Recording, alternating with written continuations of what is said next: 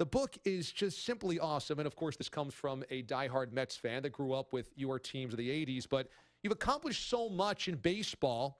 Is it ever annoying when people say, oh, you're the guy from Seinfeld, or that was a magic loogie? Is that ever annoying? It is not annoying. It is one of the great experiences of my life. I'm very fortunate to be on that show and to make it. It was such an iconic show. It was just the stars aligned for me. There's a whole lot of people that never saw me play now, a younger generation that doesn't know me from baseball, and this just they know me from Seinfeld. You know, it's interesting because you say in the book, baseball fits in with our own stories, and that's one of the reasons it's the America's pastime. And this book is about your story. It's about growing up with your dad and your brother Gary, then through the minors, and all of the stories in it, the anecdotes about it is what really makes this. And it's impossible not to kind of separate your life in baseball and the lessons you learned about life. Is this book kind of how you viewed your life, that the baseball stories are your personal stories of growth and pain and kind of life in general? Yeah, certainly. It shaped my life. It was my ultimate. When I was 5 years old, I got a first baseball bat in my hand. My dad sawed off the Little League bat. It's all in the book, and started throwing tennis balls in front of the garage. To my brother and I, it's what I wanted it to be. I grew up a Mickey Mantle fan, a Cardinal fan, and was my life's ambition. And everything's the same, whether you're a salesman or you're a computer involved in the computer industry, or any walk of life. It's the road to the top is not a yellow brick road, and that's what I wanted to express in the book. And I think we did a really nice job. I'm very pleased with that. I just didn't storm onto the scene and out of high school and tear up minor league ball and get to the big leagues and tear up big league ball. I struggled in the minor leagues a couple of years, and I certainly struggled in the major leagues my first 3 years. So the book has in it all the ups and downs and everything that involved that came along with it. My relationship with my father, my brother, all that stuff. Yeah, it was really interesting to read all of the intensity, the anxiety, the insecurity that you dealt with while you were developing in the Cardinals minor leagues, that it was kind of a mental process for you. And at times you thought that maybe you would be dropped down a level. Instead, they promoted you a level because they knew you had the talent. And yet you were hearing stories from beat writers that you were being compared to Stan Musial inside that Cardinals organization, that you could one day end up in the Hall of Fame. How did you balance hearing those things that other people thought about you versus your own insecurities of worrying that you might never make it? Well, there wasn't social media like today, but there was the Sporting News magazine, which was really the big, the weekly publication that you would pick up.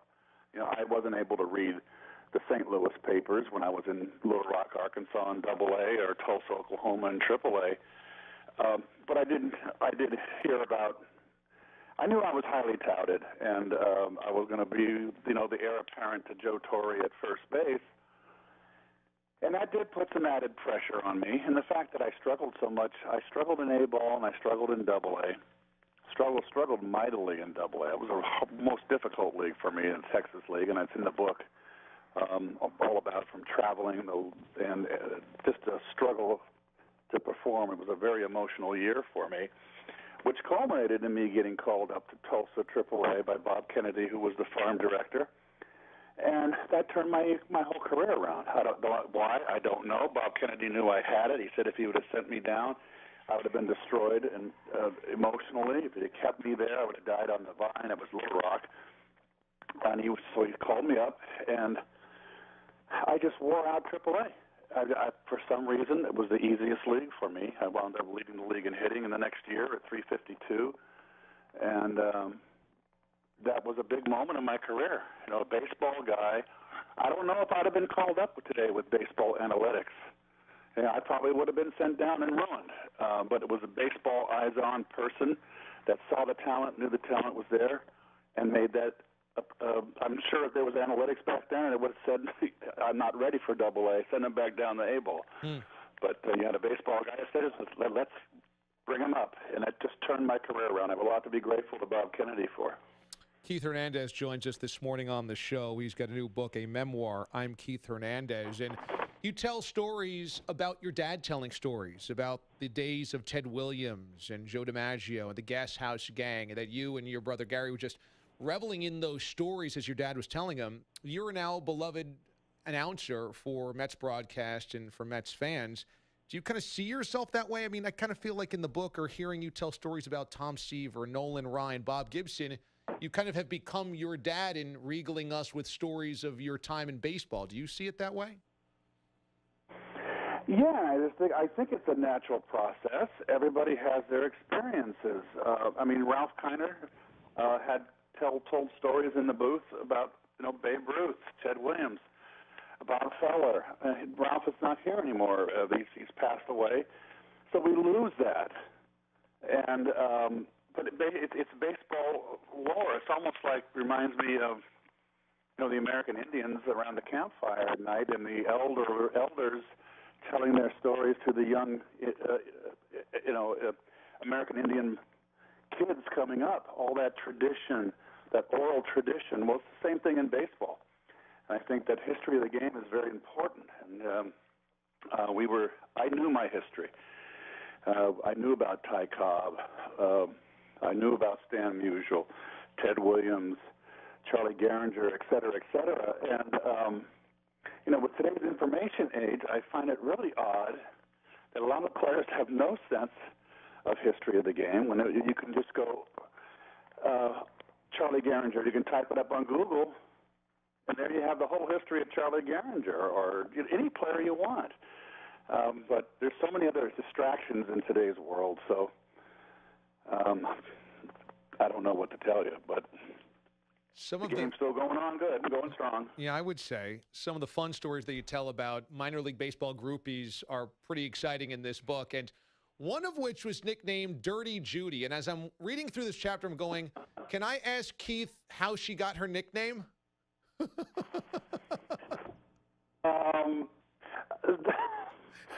There weren't too many groupies in the minor leagues. Okay, you're not going to. Minor leagues does not have groupies. Okay, but it was just two interesting characters. Yeah, I mean, it's right out of Bull Durham. I absolutely loved Bull Durham. It's one of my favorite baseball films because I really felt that they captured the minor leagues, and Susan Sarandon's character was very much like Big Beulah and Dirty Judy. The same. They would come to the ballpark, and they loved the players, and I guess they got around a little bit. That's all. That was one of the best chapters of the book. They were much older, too. They were much older, like Susan Sarandon's character was. It's amazing because while you're of a different generation, you're very big on social media now. Your Twitter handle, @KeithHernandez, has become very popular. And your cat, Haji, has become very popular. How has Haji handled fame and celebrity in recent months? He's become a little bit of a prima donna, but he's always been that. I've had him for 15 years. He's my buddy, and he's sleeping right now back in my master bathroom on the heated tile. So he loves that. It's still a little cool out here, but he's been fantastic. And people love animals, and they have taken to Haji. I was very surprised after I made that video going out and getting the paper in the morning, and that went viral. And I can't tell you, everything just exploded from that point on. Well, I'll tell you, my fiance, she designs pet-themed candles. And she said, when you have Keith on the show, please ask him. We'd like to send him a Haji candle. I said, well, we don't want it to go to Haji's head, but I will ask him. So hopefully we can send you a Haji candle. My final question is going to be about Morrissey's and the minors. You love that $6 buffet. What was the best thing in the buffet for $6 that you filled up on? Well, I can't even remember that far. We had no money. I just did. It was $10 a day meal money for that when you were in the minor leagues, and they gave you $7 for laundry. So it was basically $77 a week in cash, and you couldn't afford to go out and eat, so you had to go to the cafeteria where you can go back for seconds. And the food was basically, back in St. Pete, back in those days, it was basically retired octogenarians and all these young kids scarfing down, and with all these elderly people. It was like two different worlds. But that's part of the minor leagues. You just didn't have the money. The first year I played in the minor leagues, I made $500 a month in A-ball. Wow! I remember I was playing in Florida. They had no state tax, which they still don't.